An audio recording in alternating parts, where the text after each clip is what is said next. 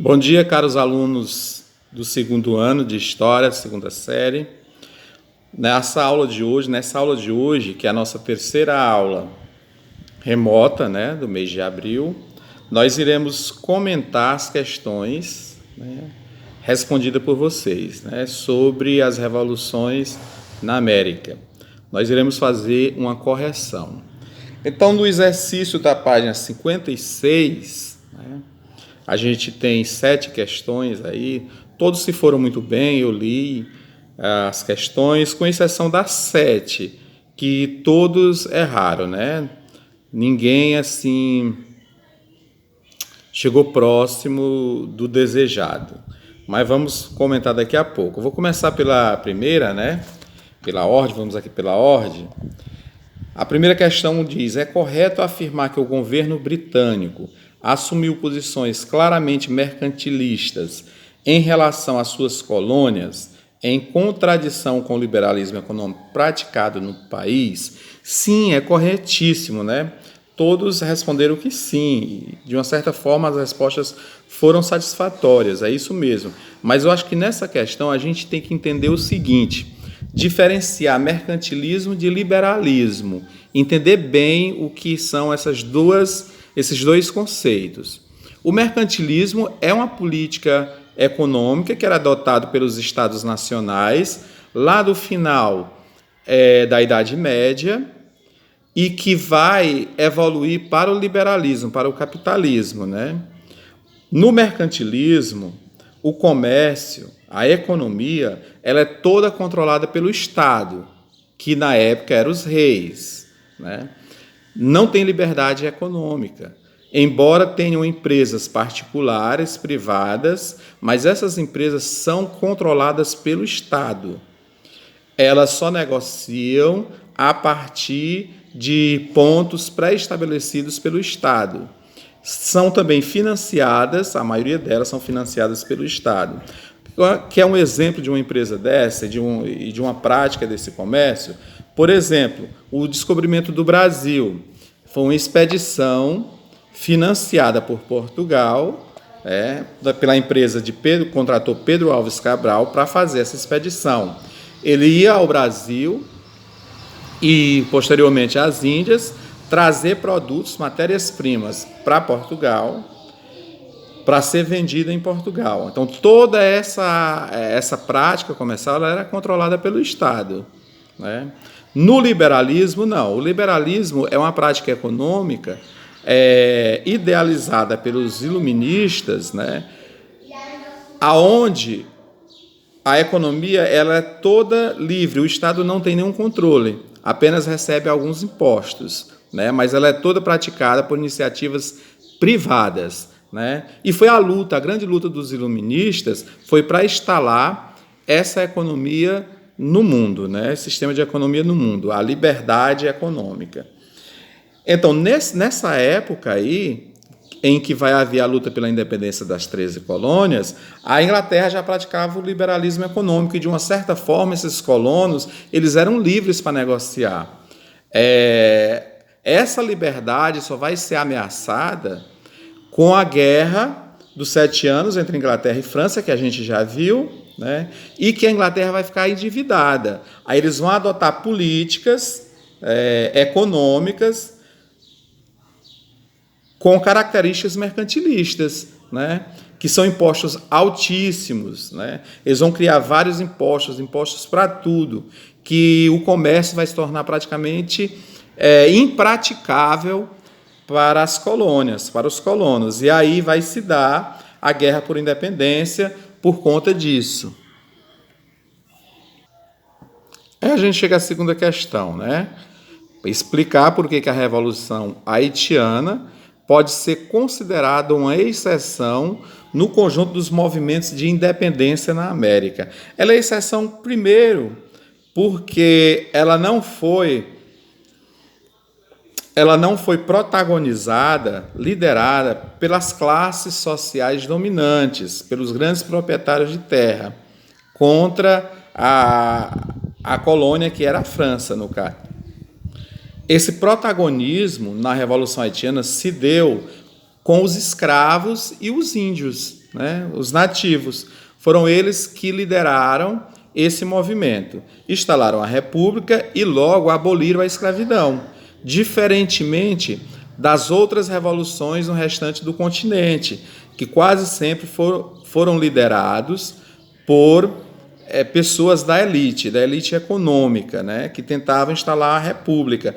E quando conseguiram instalar essas repúblicas, não promoveram a abolição da escravidão. Esse é o principal ponto, a principal diferença da revolução no Haiti do restante do continente.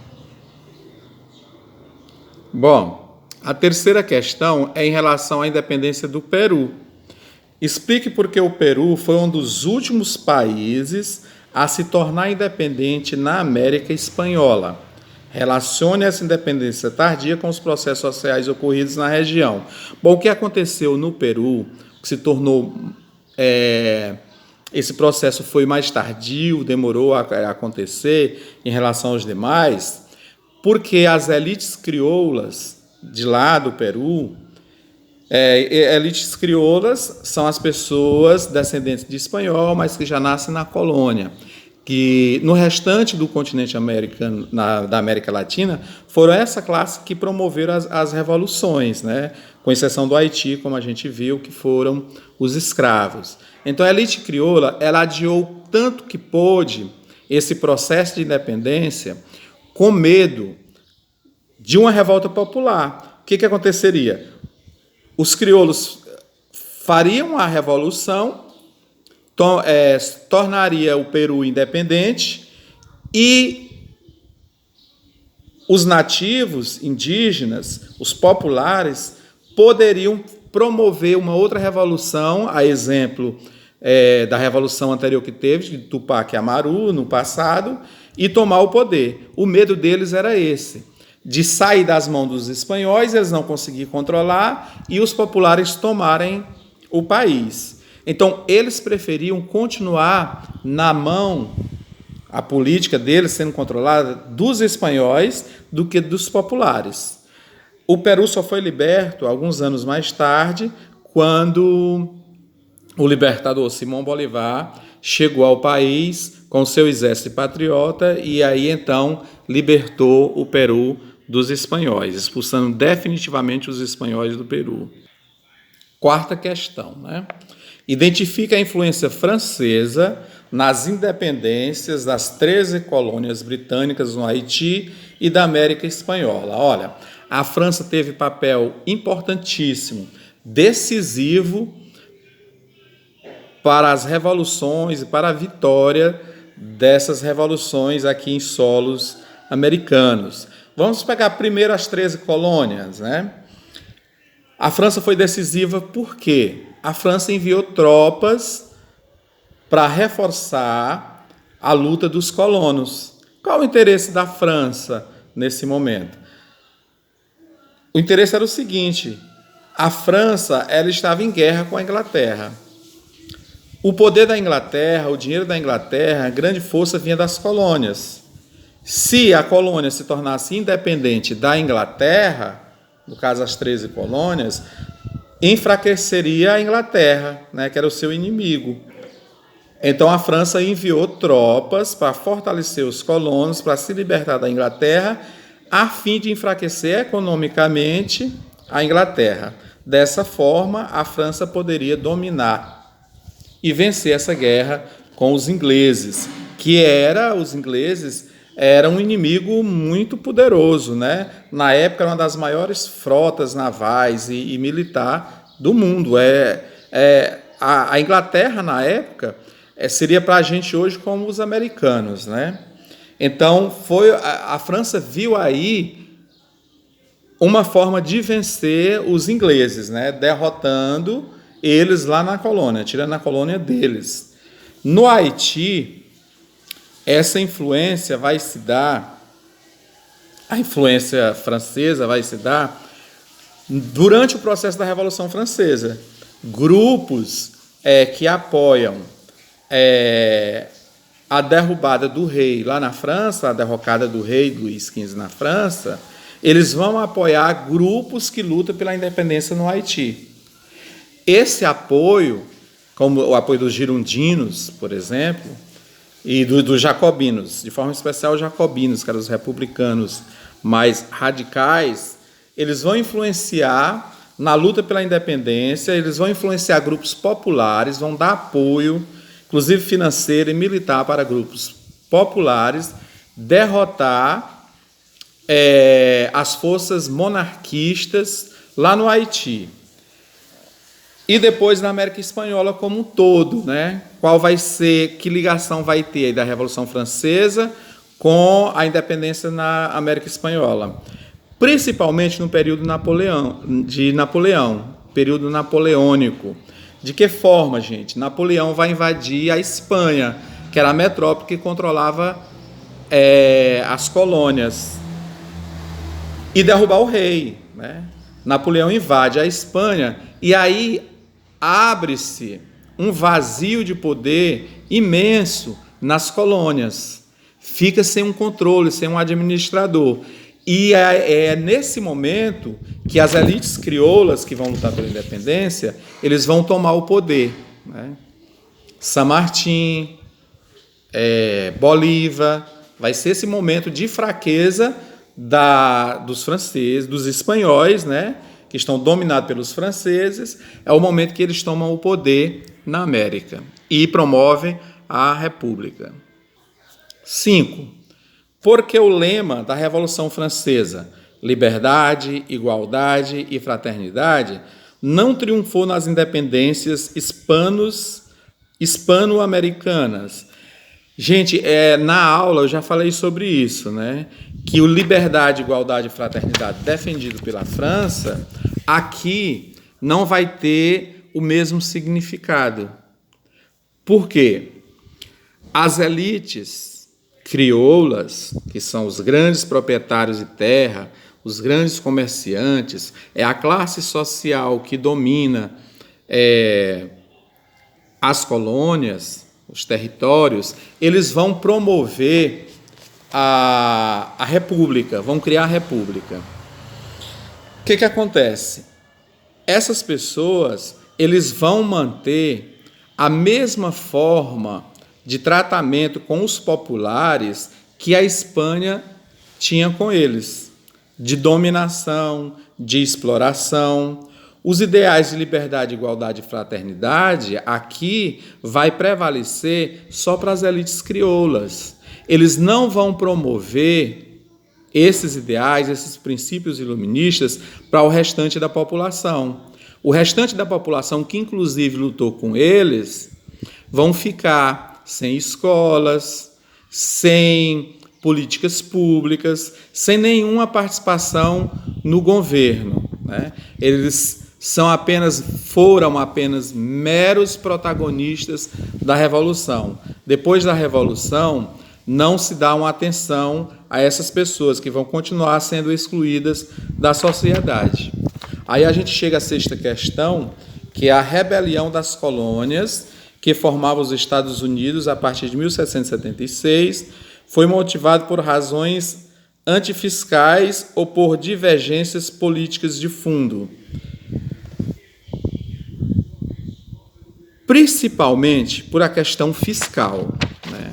Essas colônias elas vão se rebelar devido à exploração, né, do seu trabalho, que tem que pagar impostos caríssimos para a Inglaterra sem nenhum retorno. Além de impostos, não só impostos, como também os contratos de exclusividade, deles não poderem negociar com o restante, livremente, como se fazia antes. A partir daquelas leis que vão ser criadas, né, pela Inglaterra, eles só vão poder negociar com a Inglaterra. É principalmente isso, muito mais do que a questão fiscal. Chegamos então à última questão dessa primeira atividade, né, que é a 7, que vocês todos erraram, né?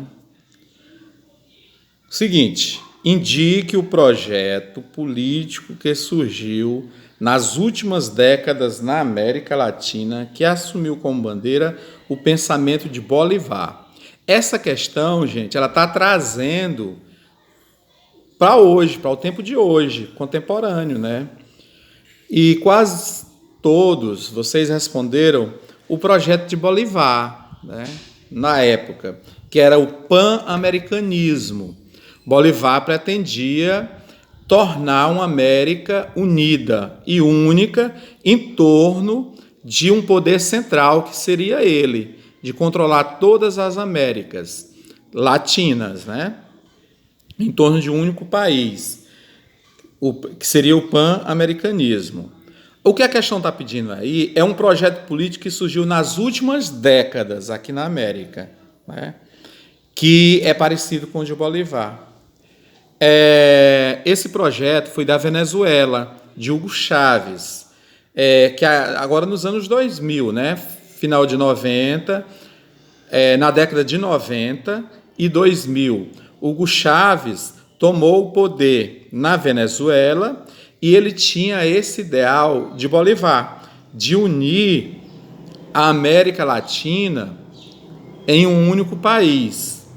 Aliás, o projeto de Hugo Chávez seria a América do Sul, né? E ele vai chamar de bolivarianismo, né? Que foi tão atacado na última eleição no Brasil. Os partidos em oposição ao PT acusavam aqui no Brasil que o PT queria promover um bolivarianismo, ou seja, unir todos os países da América em torno desse projeto do pan-americanismo de Bolivar. Quem tentou isso foi Hugo Chávez, na Venezuela, né? Mas os governos no Brasil, os governos do PT, foram acusados também de aderir a esse projeto e fizeram toda uma campanha em cima disso, de derrotar esse projeto de bolivarianismo, né?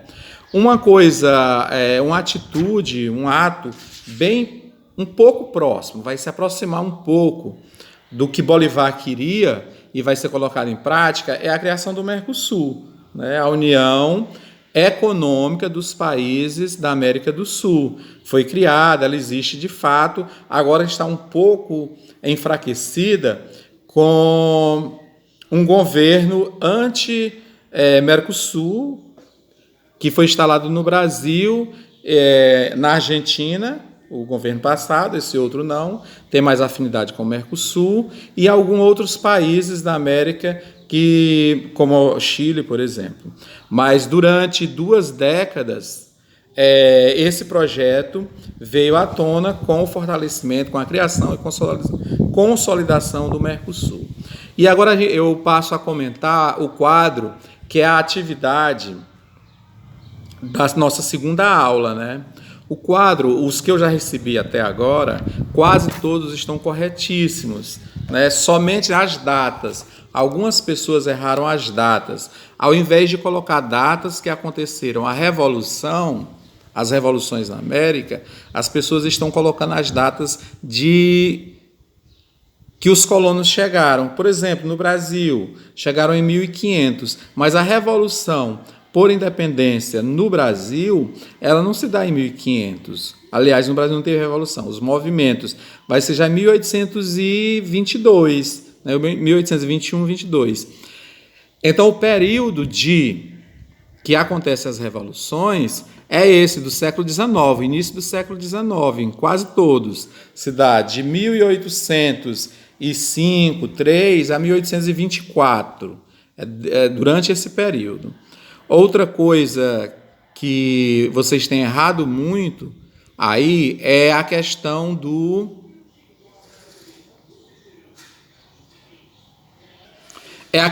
desfecho, gente. O desfecho quase sempre é a independência dos países.